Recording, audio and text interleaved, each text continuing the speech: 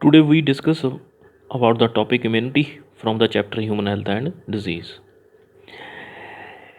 Immunity ਕੀ ਆ? ਆਪਣੀ ਬਾਡੀ ਦੀ ਪਾਵਰ ਆ ਜੋ ਆਪਾਂ ਨੂੰ ਪ੍ਰੋਟੈਕਟ ਕਰਕੇ ਰੱਖਦੀ ਆ ਫੋਰਨ ਪਾਰਟੀਕਲਸ ਤੋਂ, ਫੋਰਨ ਪੈਥੋਜਨਸ ਤੋਂ।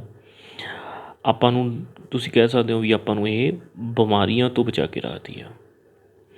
Every day we are expose to large number of infectious agents.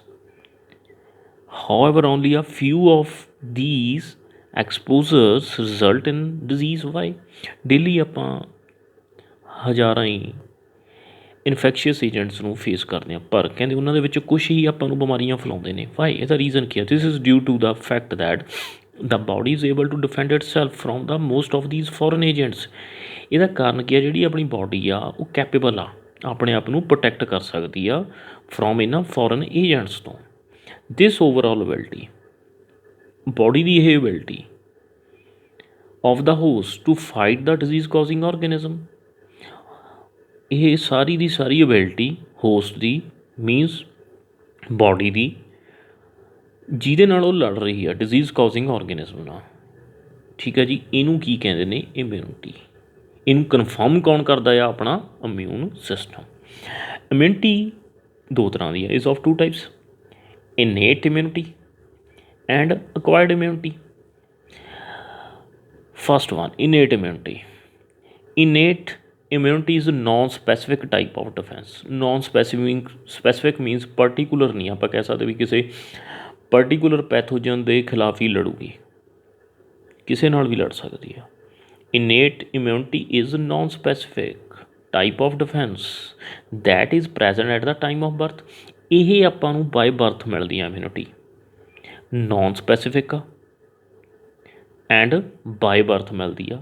This is accomplished by providing different types of barrier to the entry of the foreign agents into our body.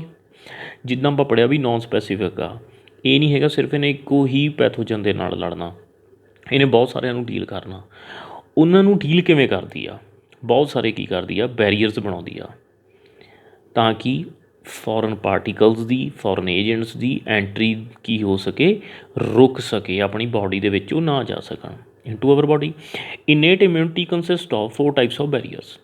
Innate immunity ਆ ਜਿਹੜੀ ਆਪਾਂ ਪਹਿਲਾਂ ਹੀ ਪੜ੍ਹਿਆ ਵੀ barriers ਬਣਾਉਂਦੀ ਆ। ਕਿੰਨੇ ਤਰ੍ਹਾਂ ਦੇ ਬੈਰੀਅਰ ਨੇ? 4 ਦੱਸਦੇ। First of all physical barrier. Physical barrier ਇਹਦੇ ਵਿੱਚ ਕੀ ਆ ਗਿਆ? Skin on our body is the main barrier which prevent entry of microorganism. Skin ਕੀ ਇੱਕ ਤਰ੍ਹਾਂ ਦਾ ਆਪਣਾ ਫਿਜ਼ੀਕਲ ਬੈਰੀਅਰ ਆ, ਮੇਨ ਬੈਰੀਅਰ ਆ। ਇਹ ਰੋਕਦੀ ਆ, prevent entry of the microorganism ਨੂੰ ਆਪਣੀ ਬਾਡੀ ਦੇ ਵਿੱਚ ਨਹੀਂ ਐਂਟਰ ਕਰ ਸਕਦੇ। ਸਪੋਜ਼ ਕਰੋ ਆਪਣੇ ਬਾਡੀ ਦੇ ਉੱਤੇ ਕੋਈ ਮਸਕੀਟੋ ਬੈਠਾ ਹੋਵੇ, ਇਹ ਥੋੜ੍ਹੀ ਆ ਵੀ ਉੱਪਰ ਬੈਠਾ ਬੈਠਾ ਆਪਣੀ ਬਾਡੀ ਦੇ ਅੰਦਰ ਚਲੇ ਜਾਓ।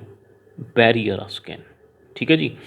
Mucus coating of the epithelium lining the respiratory, gastrointestinal and urogenital tracts also help in trapping microbes entering our body. Second, first ਇਹਨਾਂ ਸਕਿਨ ਕਹਿੰਦਾ, ਦੂਜਾ ਕੀ ਆ? ਮਿਊਕਸ ਆ।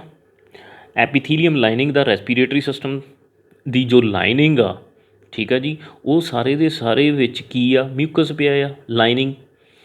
ਗੈਸਟਰੋਇੰਟੈਸਟਾਈਨਲ ਟਰੈਕਟ ਆਪਣੀ ਇੰਟੈਸਟਾਈਨ ਦੇ ਵਿੱਚ ਹੈਗੀ ਆ।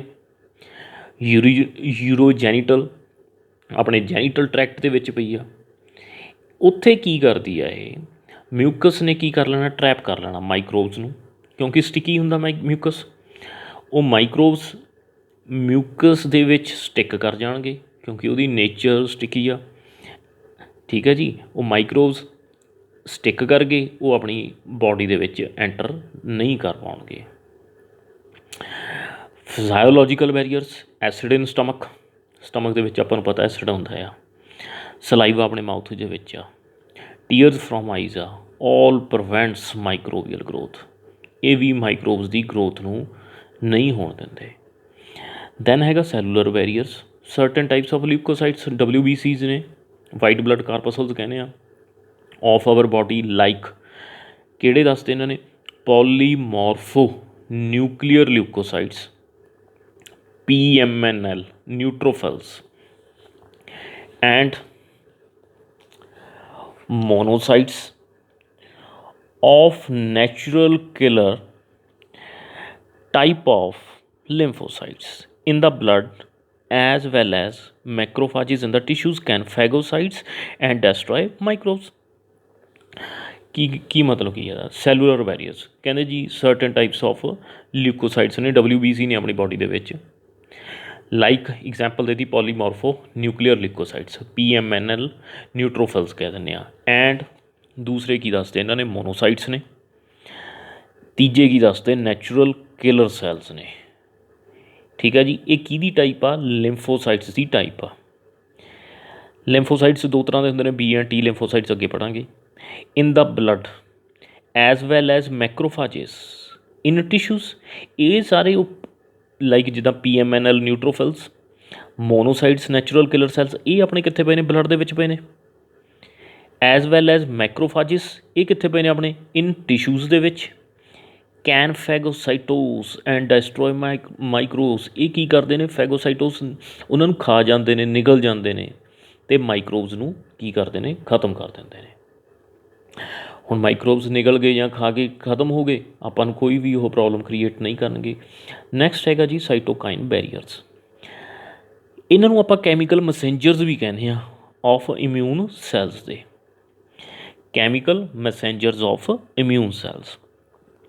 ਸਾਈਟੋਕਾਈਨ barriers. Virus infected cells secrete protein called ਇੰਟਰਫੀਰੋਨਸ।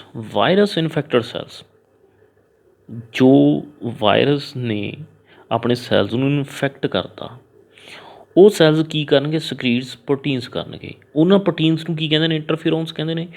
ਵਿਚ ਪ੍ਰੋਟੈਕਟ, ਉਹ ਫਿਰ ਕੀ ਕਰਨਗੇ? Non infected cells from further viral infection. Means ਕੀ ਆ?